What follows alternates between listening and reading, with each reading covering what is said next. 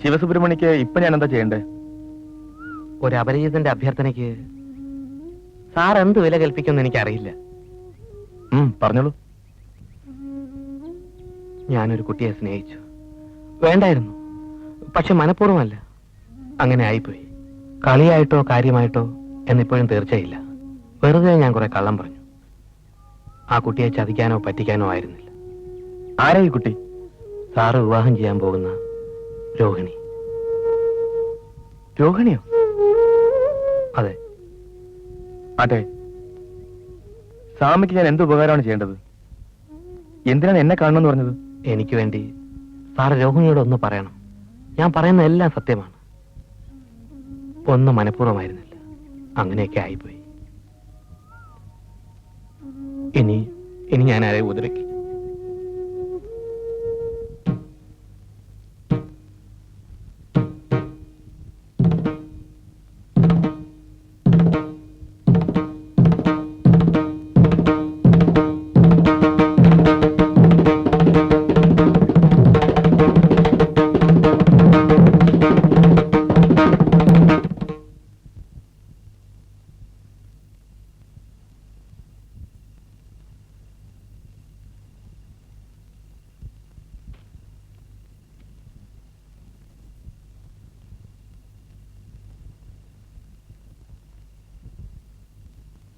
നാളെ വൈകിട്ട് 5 മണിക്ക് കാസിനോ ഹോട്ടലിൽ കാണാന്ന് പറഞ്ഞു. മാഷ അവിടെ വന്നാ മതി.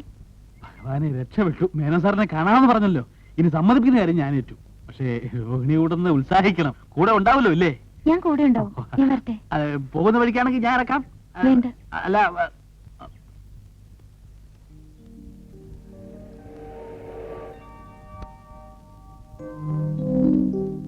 ഇതെവിടുന്നേ കാറ്?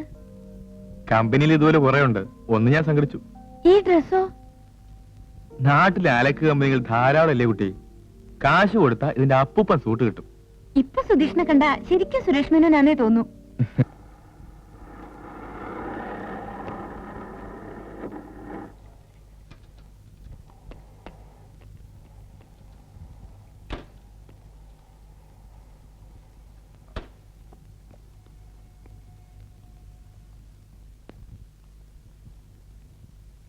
മണി 5 ആകുന്നതേ ഉള്ളൂ. അങ്ങോട്ട് ഇരിക്കാം. അവിടെ പോലെ എന്താണിത്? കൊട്ടാരോ?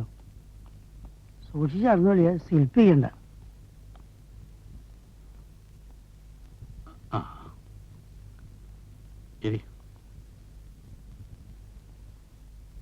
കാല് രാത്രി സംസ്കാരമില്ല.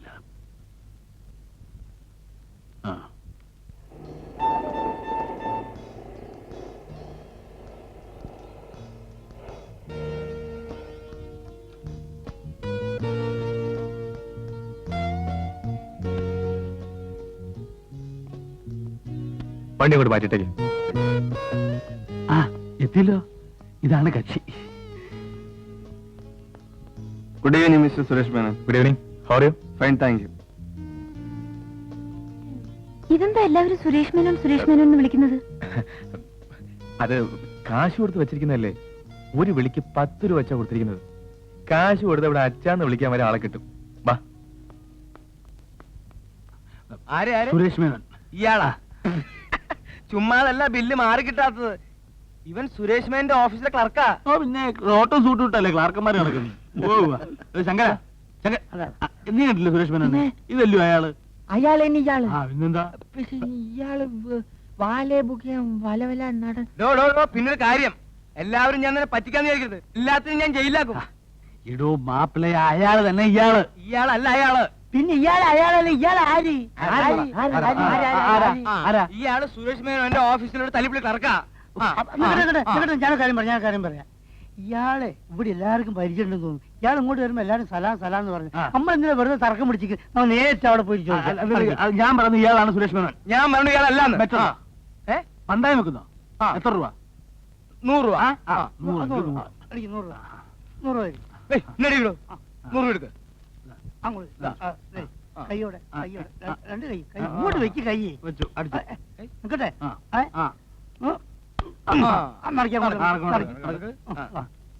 അല്ല, അതെ, ആ കോട്ടിട്ടിരിക്കുന്ന ആളാരാ?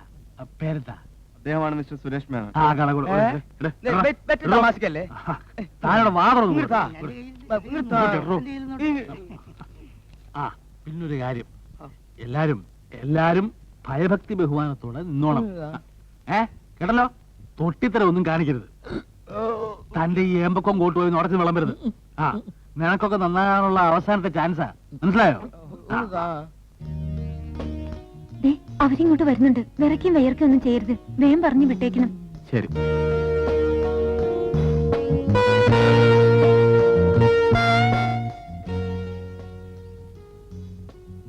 നമസ്കാരം.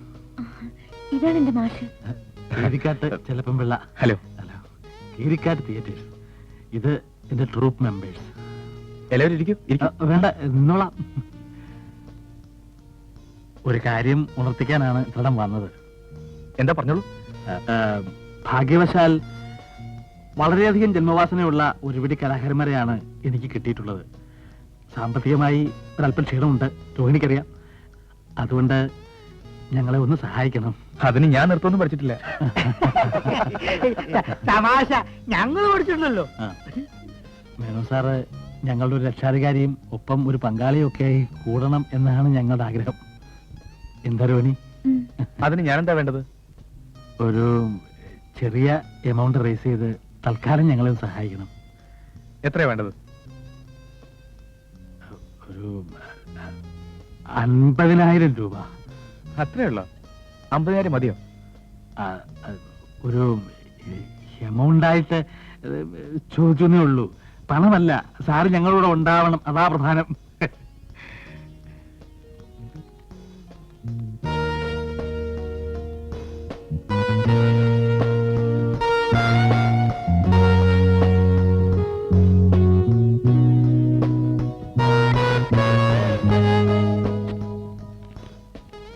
$50,000 ചോദിച്ചത്. ദാ ഇരട്ടിയുണ്ട്. അപ്പോ 1,00,000. ഞാൻ പാർട്ണറായിരിക്കുന്നു. നാളെ കാലത്തെ മാറിക്കൊള്ളൂ. ഞാൻ ഈ ഉപകാരം ഒരിക്കലും മറക്കൂല സാർ.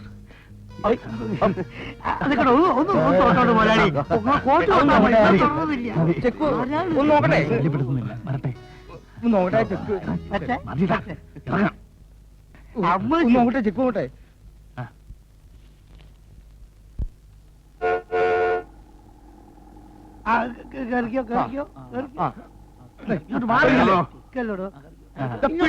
പട്ടി ഞാൻ എന്റെ കാശാ, എന്റെ കാശാ, കാശ് ഇനി ഇവിടുന്ന് തരാൻ നോക്കൂ. അങ്ങനെ നിങ്ങളെ